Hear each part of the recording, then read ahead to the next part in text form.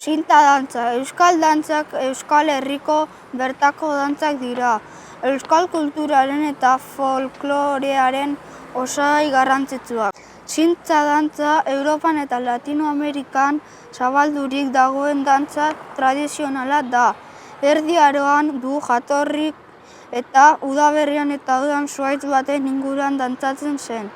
Uzta oparo baten eske moduan bereziki.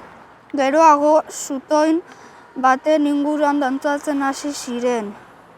Eszenografia koloretu eta landu batekin. Antzina gizonekoek dantzatzen bazuten ere, gaur egun emakumezkoen dantza da. Makil baten zintzilik dauden zintei heldu eta dantzaren bitartez txirekoldatu egiten dute, gero askatzen joateko.